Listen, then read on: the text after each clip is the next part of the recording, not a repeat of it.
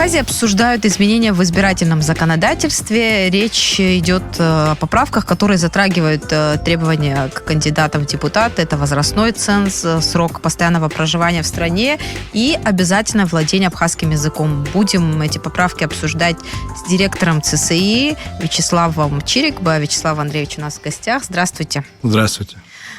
Прежде чем перейдем к обсуждению поправок в избирательное законодательство, Вячеслав Андреевич, хочу вас поздравить с избранием директором Института стратегических исследований и международных отношений Академии наук Абхазии. Это новость. Спасибо большое. Буквально несколько часов назад появилась.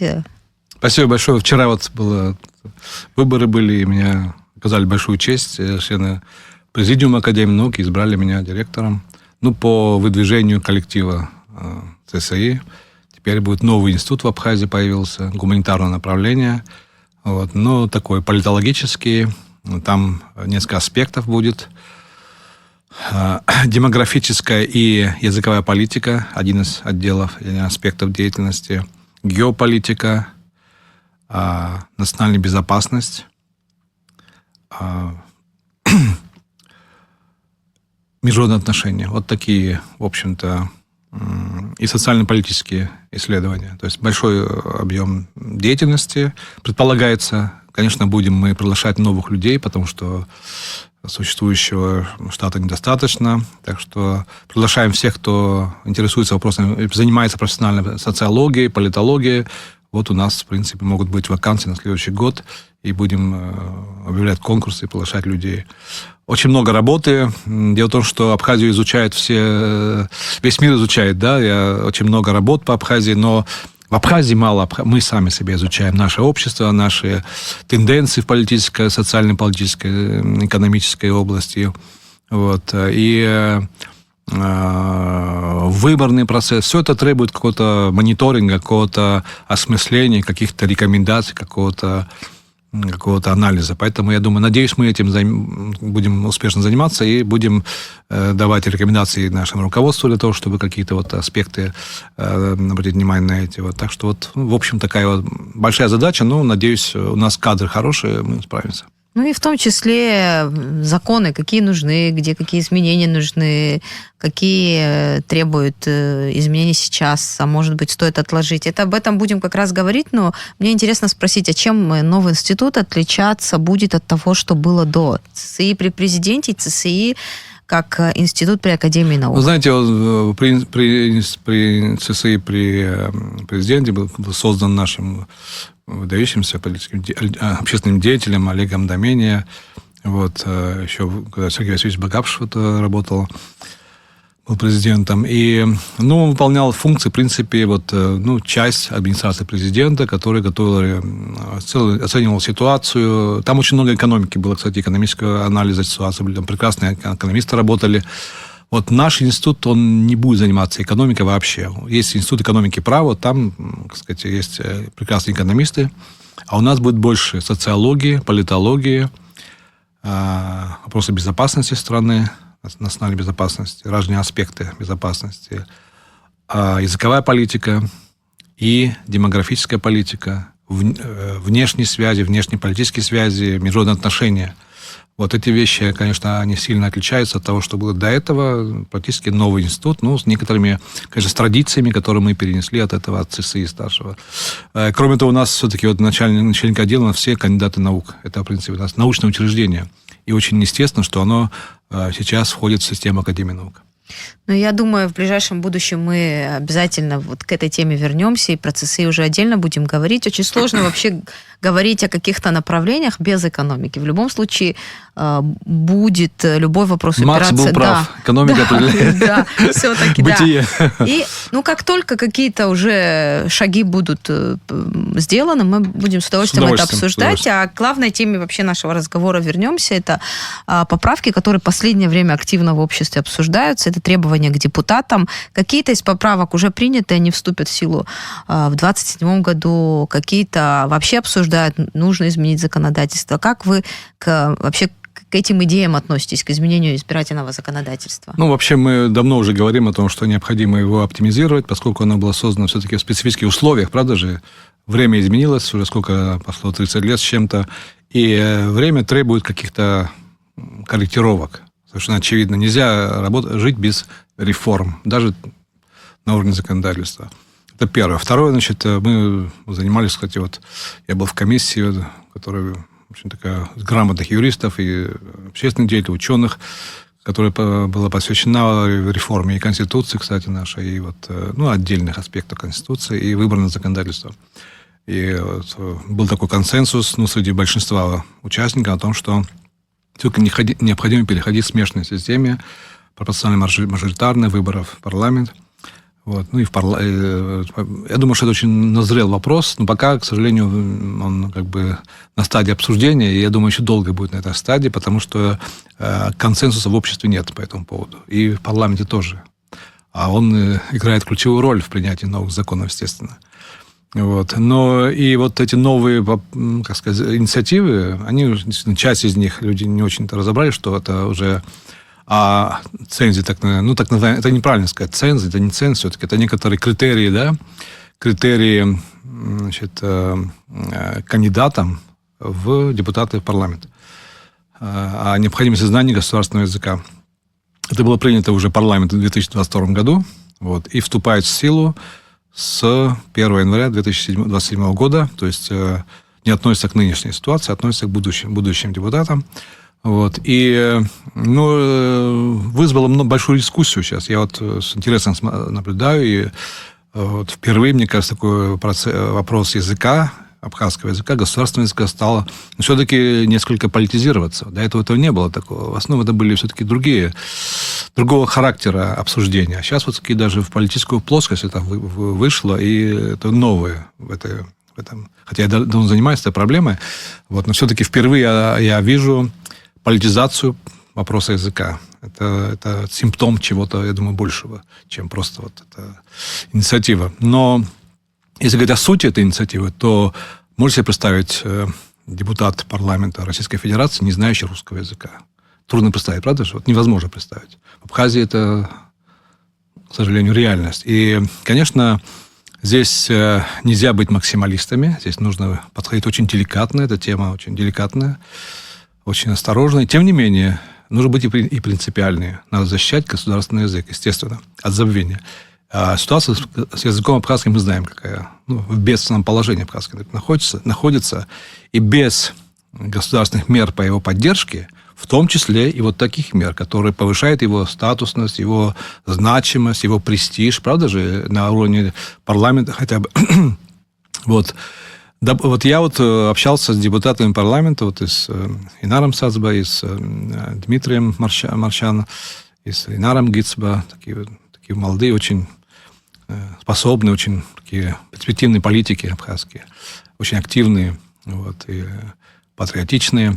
О том, что, может быть, действительно разработать некоторую шкалу языковой компетенции. То есть нужны критерии для определения знания или незнания языка, правда же? Тем более, насколько это должно относиться ко всем, и к абхазам, и не абхазам. Здесь тоже, мне кажется, требует дифференциации. И я предлагаю разработать, скоро поступит письмо из парламента в ЦСИ, официальное письмо, где нас попросят создать такую шкалу компетенции, оценки компетенции языковой, которая существует во всем мире на самом деле. Допустим, элементарный уровень, когда просто человек может читать вывески на абхазском языке. Базовый уровень, когда человек может говорить какие-то фразы, как дела, сколько тебе лет, как тебя зовут и так далее. Свободный уровень, когда человек свободно общается на языке, говорит. И профессиональный уровень, когда человек может говорить профессиональным языком о любой теме, которая затрагивается, в частности, в парламенте.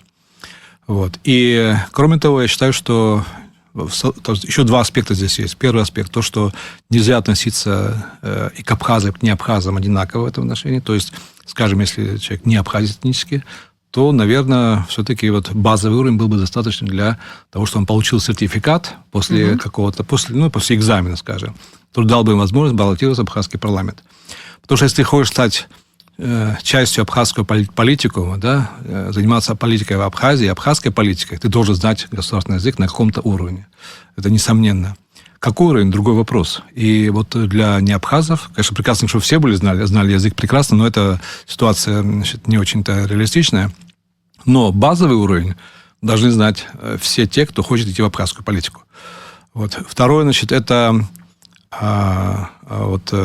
финансовое сопровождение. То есть необходима мотивация. Допустим, если человек сдал сертификат, это уже относится уже не к парламенту, кстати, а вот к другому моему предложению, чтобы был принят закон, аналогичный закон для госслужащих. То есть любой госслужащий должен сдать экзамен или сертификат получить по знанию абхазского языка, государственного языка, в зависимости от компетенции, скажем, да, если, допустим, элементарный, базовый, свободный и профессиональный уровень. И должна была быть, скажем, финансовая, поддержка, то есть должна быть, добавка финансовая к зарплате основной, базовой зарплате, за элементарное знание, там, небольшая, скажем, за базовый чуть больше, за свободный уровень неплохая и хорошая добавка для профессионального уровня. Это очень повысит значимость абхазского языка для нашего общества, я уверен. Но это еще предстоит об этом судить. И нужно принять такую поправку. Опять же, будут споры, будут возражения. Тем не менее, я считаю, что она необходима. У меня возникает такой справедливый вопрос, насколько эти экзамены будут прозрачны, и как это вообще обеспечить? В каком смысле прозрачно? Получение этого сертификата на знание абхазского языка, уровня. Я с вами понимаю. Допустим, у нас были выборы в парламент, президентские выборы, да. Насколько были принципиальные члены комиссии, можно судить по качеству абхазского языка кандидата, правда же? То есть явно, что они проявили непринципиальность. Такие комиссии нам не нужны на самом деле. Если уже создали комиссию, надо работать принципиально. И должны быть критерии для определения степени знания языка, государственного языка.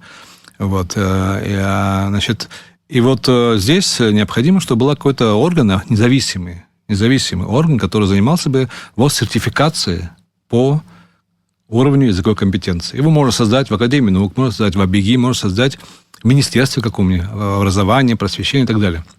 То есть это вопрос, который, я считаю, что требует он обсуждения, но и научного обсуждения. Не просто на площади, да, а научное обсуждение с изучением международного опыта в России, в других странах, как это делается там.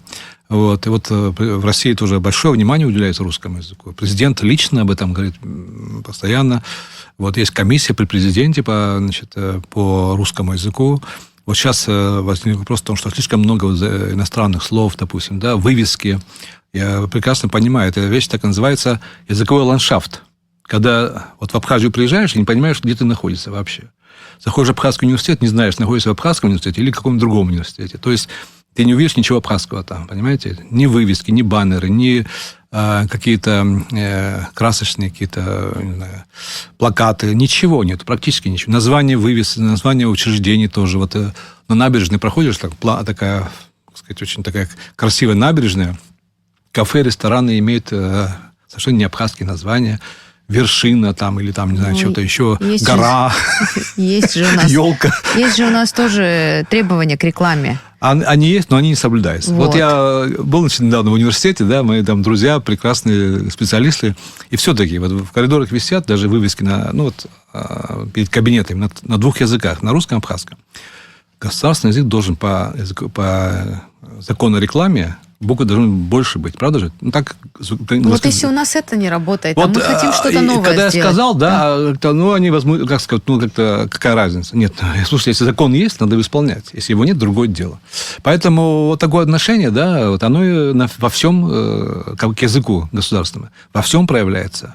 И в вывесках, и в баннерах, и во всем другом. Поэтому мне кажется, что обязательно необходимы меры государственной поддержки языка, укрепление его значимости, его популярности.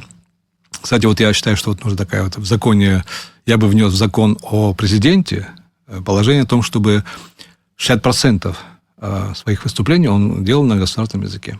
Это повысит значимость языка в глазах общества, правда же? Люди будут знать, что это государственный язык, что он востребован, что он живой язык, что он функциональный язык. Это тоже сложно, я представляю. Вот почему президент сложно? дает комментарий, он должен думать о том, что сколько же я там процентов на русском уже дал интервью, теперь я буду переходить на абхазский. Но все-таки, слушайте, это вещи какие-то официальные встречи, выступления, когда человек говорит внутри абхазской темы, он может на абхазском языке говорить, он должен, я думаю, говорить на абхазском языке. Вот есть субтитры, такая вещь, как субтитры. Пускай будет переведен, переводится все на русский язык одновременно, да, и все поймут прекрасно, о чем идет речь. Но у нас другая же крайность, да, вот. Так что... Я понимаю абсолютно вашу позицию, и я как журналист, задавая вопросы, нам часто пишут, вот ты задаешь вопрос о том, как вы относитесь к абхазскому языку, задавая этот вопрос, журналист не сторонник того, чтобы кто-то не говорил на абхазском. Мы пытаемся, как журналисты, разобраться в проблеме, в ситуации, понять. Вот вы привели в пример Россию, какой депутат в Госдуме, допустим, не знает русского языка. А какой россиянин не знает, я так спрошу, русского языка? Есть такие? Ну, я думаю, сейчас таких нет. Нет. Поэтому ситуация, конечно, у нас разная. Сравнивать Абхазию и Россию в этом вопросе сложно, потому что, правда, нет россиян, которые русского языка не знают. Да, а у нас есть абхазы, которые не знают родного языка. К сожалению. Поэтому такой вопрос и возникает, требования к депутатам. Здесь должны уже ли знать? Все упирается, конечно, и в образование, конечно же. В образование упирается все. Можем ли мы получить образование на родном языке? Какие дальше перспективы? Оно есть. Школьное образование мы можем перевести полностью на абхазский язык? Мы требуем от людей, чтобы они говорили. Понимаете, насколько оно эффективно? Ведь есть же образование на иностранных языках. Дети оканчивают вуз, прекрасно говорят на английском языке, на немецком языке. А в чем абхазский не может так же успешно быть изучаем? Мотивация. У них есть мотивация Две изучать. вещи. Мотивация и методики, и учебники. Там не только мотивация, и нормальные учебники, и методики. Вот я, кстати, пользуясь случаем, сказать, вещи, допустим, мои дети, когда они были маленькие, они только на абхазском языке говорили. Мы с ним говорили на абхазском языке, они знали только абхазский язык. И я думал, что я их помещу в детский сад, и там они еще укрепят в абхазский сад, укрепят свой абхазский язык. Они его забыли там. Кстати, у вас же супруга больше с ними говорит на абхазском. Это в общем-то, в основном и... Я понимаю, да. Но если, допустим, есть семьи, где супруга не абхазка, допустим, или не знает языка, а ожидает, что детский сад, он научит языку, а как раз там-то и переходит, язык теряется. Если бы я знал, что так произойдет, я бы уже никогда бы не отдал своих детей в детский сад. Никогда не отдал. Уже поздно уже, но тем не менее.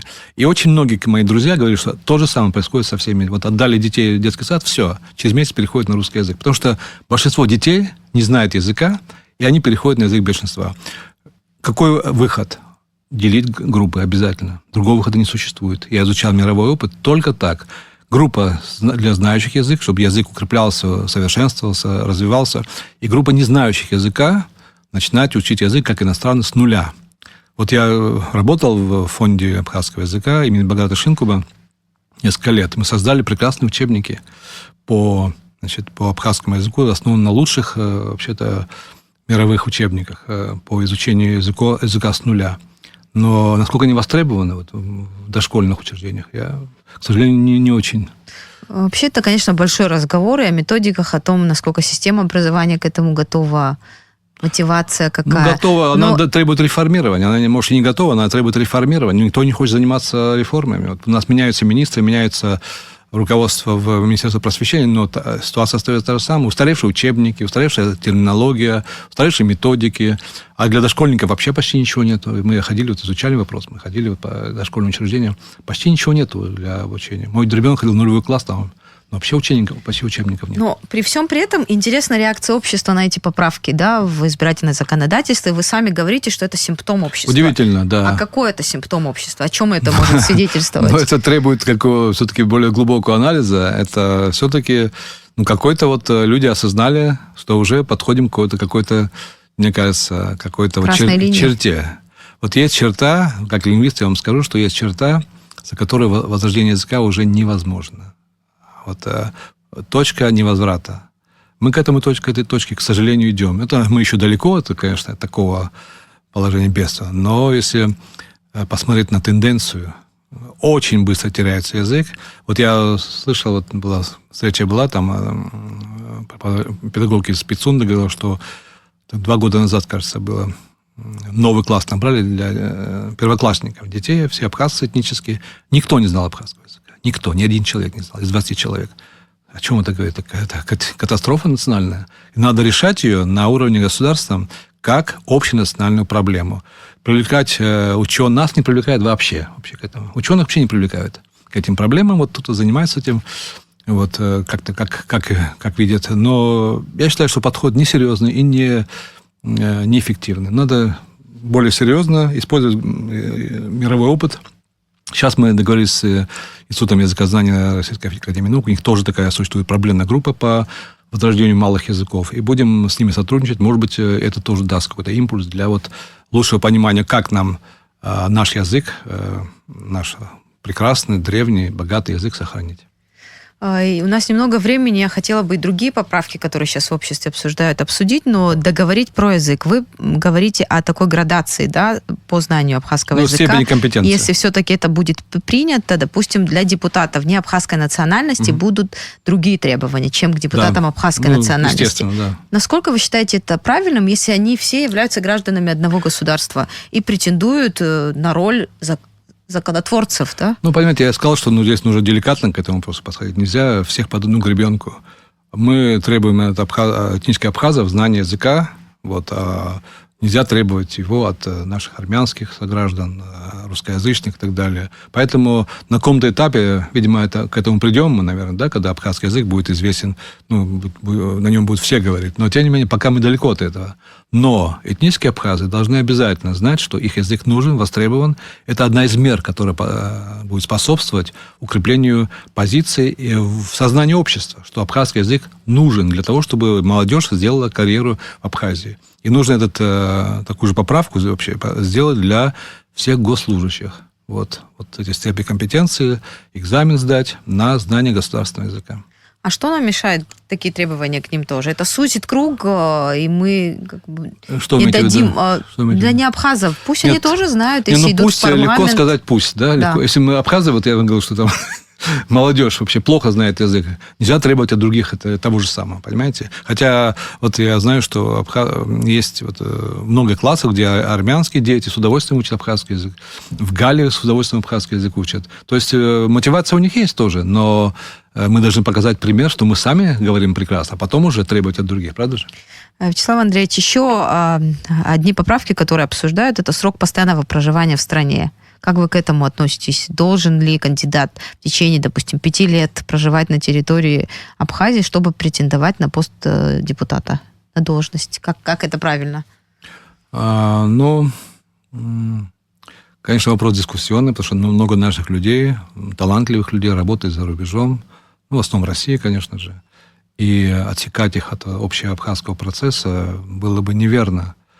Но например, те, кто работает в системе внешней политики, скажем, да, посольствах, да, там это все командировка, это же не человек, проживающий за рубежом. Это он просто... Мне кажется, это их не касается, они по долгу службы. Я уверен, что это не касается их. Они могут в общих научных основаниях претендовать на кандидатство в депутаты парламента, потому что это касается тех, кто живет долгое время за границей, в границе, в Абхазии, в России и так далее. Это же наша диаспора. Диаспора, понимаете, чтобы понять все-таки нужды народа, да, все-таки это очень ответственный организм. После президентской власти парламент самый важный организм в Абхазии, Институт Абхазии, самый важный, потому что в его руках судьба вообще всего государства. Поэтому здесь, все-таки здесь нужно, чтобы... возможно, и наравне с президентом законодательно. Наравне. А часто бывает и парламент выше президента, оказывается. У нас такие случаи были. Поэтому здесь все-таки фильтр необходим. Мне кажется, это настолько очень важный институт, что здесь все-таки нужно быть особенно аккуратным, для того, чтобы именно достойные люди, грамотные люди, патриотичные люди, профессионалы своего дела в этот парламент приходили. Ну, а дипломаты, они могут на общих основаниях, потому что они в командировке, они вообще их не касаются совершенно. То есть вполне возможно, что такой 5-летний срок, он должен быть предусмотрен для остальной. Мы дипломатов вообще не берем, потому что они работают для страны. Я бы думал, что если человек хочет внести вклад в развитие общества, во-первых, не обязательно ему стать сразу депутатом парламента. Может, поработает 5 лет в Абхазии, познакомится с ситуацией, узнает узнает получше чаяние народа, да, а потом уже с большим основанием, с большим знанием станет выполнять свои обязанности. Мне кажется, здесь вот нет, трагедии не существует, особенно для молодых людей. Вот. Но, опять же, дипломатов это может не касаться совершенно. Вячеслав Андреевич, вот на этой ноте мы завершаем нашу беседу. Спасибо, что были с нами здесь в студии. Благодарю. Спасибо вам. Спасибо. Нашим слушателям напомню, у нас в гостях был директор Института стратегических исследований Вячеслав Чирик. Мы говорили о реформе избирательного законодательства.